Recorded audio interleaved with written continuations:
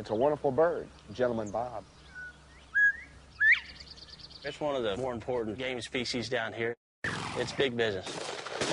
Texas is a leader in bobwhite quail. Across the South, bobwhite populations have been declining for several decades. Many states throughout the Southeast have lost 90% of their quail populations over the last 30 years, which is a very serious situation.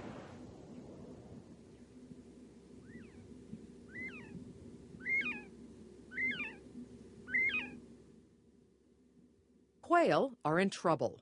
The long-term health of the northern bobwhite quail and other grassland bird species, even in stronghold states like Texas, is in question. Restoring bobwhites is probably the biggest challenge the wildlife profession and wildlife conservationists have ever tried to tackle. So if quail survival is in question, what is the answer? The problem with bobwhites is a habitat problem at a massive landscape scale. Let's go up here and we'll walk down this strip. Hunters understand that the underlying threat to these birds is habitat loss, and that hunting, in fact, may hold the key to their survival. Go ahead, Jake. The fact is that quail hunters are willing to pay good prices often to come out and hunt wild quail.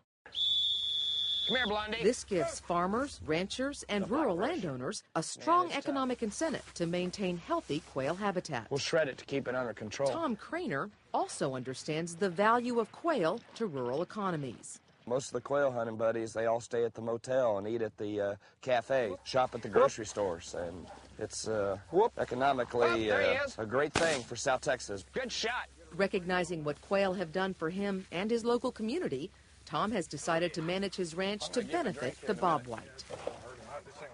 You just can't take all the time. You got to give back. We try to do everything for the quail. And we incorporate that with our deer operation down here also, which deer and quail commingle and need similar cover. So we try to make it work for everybody. Managing these 900 acres for deer and quail also works well with the existing cattle operation. Cattle are beneficial to quail, so long we don't overdo it. Just a matter of rotating those animals in and out. We're trying to create a situation where there are more native grasses and less of your introduced coastal type grasses.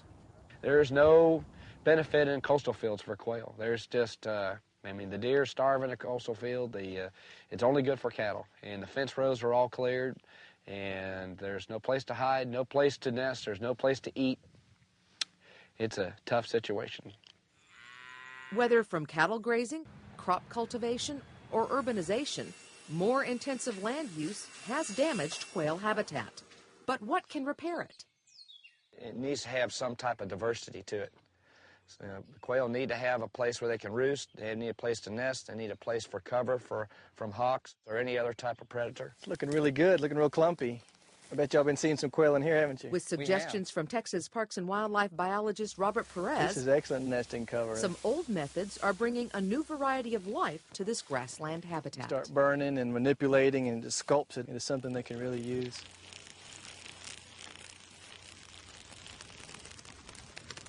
We'll burn some part of the property every year. Anything that lives out here benefits from some type of a controlled burn. It's important to clear those areas in some of this thick brush and thick grasses for these new plants and seeds and forbs to come up. And if you don't do that, a lot of those don't come up. And those are generally high in protein, high in nutritional value. A baby quail was approximately 3 inches tall. It clears these little areas for the quail to get around where they have, with the weeds, the forbs, the new clump grasses that come up, they have the top cover for as far as protection from above, but they have the open areas down below. Even the best management practices can't help quail populations without a little help from Mother Nature. But it was a wet year across South Texas. On a weekend in late October, families gathered at Chaparral Wildlife Management Area to get an early start at some of the best quail hunting in years on some of the finest quail habitat in the state. What we're having here this weekend is a youth, adult, dove, and quail hunt. Everybody gets a chance to start quail hunting 1 week early. That way we know the kids are going to get the best possible shot at the quail we've got out here, and everybody should have a good time. It's a wonderful experience, and to have the ability to bring your family is just icing on the cake. That's one of the best parts. Spending time with my dad is really fun. Last year, how hard it was to start the fire, and this year we started the first time, just one little match. This is a nice little change. It's nice, peaceful, it's quiet out here. There's no TV, no radio. So it's nice to get away every once in a while. You get to walk around a lot. You get to see a lot of wildlife instead of just sitting in a deer blind. Quail hunting, you're walking thousands of acres, and the birds go off, and when it's good, they just get your adrenaline going, and you're chasing those birds, and it's fast and furious. It's very challenging. Got him! There's Davey, first bird. Where'd you sight him? Right here. He's right around. There's a feather. There's a feather. Where's the bird, Coco? There he is. Oh, there he is. The quail will totally take you out of your boots. It's a marvelous sport. They have a real good chance of getting away every time, and sometimes you won't even get a shot off when you first walk out into a field because they'll stun you with their flights. I love it. It's very sporting, and I'll always want a quail hunt.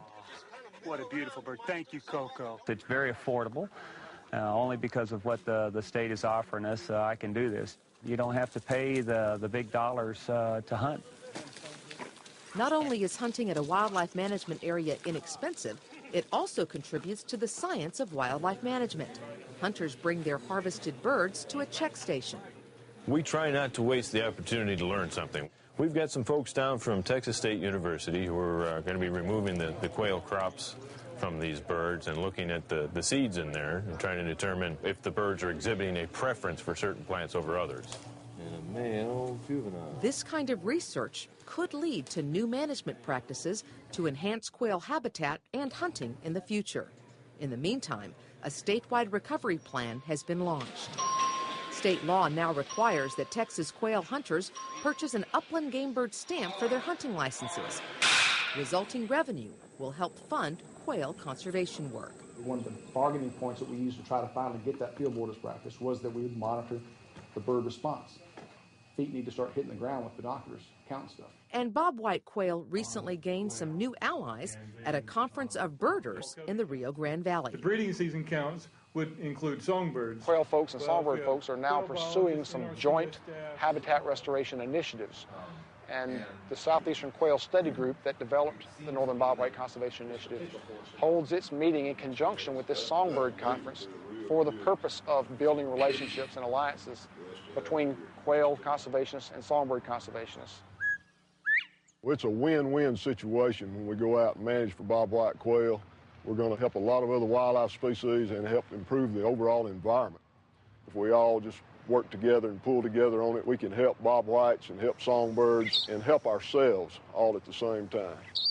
And that important work of restoring quail habitat from Georgia to Texas is beginning to happen on family farms and ranches like the Craners. It's fun to see what you can do to your property to mold it and see how the quail react to it.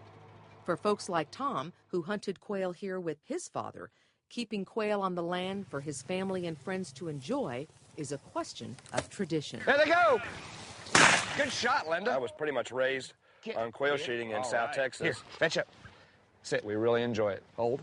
It's a great place, and it's been great for our family, and it's my daughter loves it, and she's just turned 3, and she just loves to come down and ride in the Scout and watch the dogs and look at the deer and the cattle. And some people go to the park, some people go to ride their bikes. We come down here to fish and to run bird dogs and to enjoy the outdoors and enjoy everything that it brings us. Yeah, the birds are in the grass.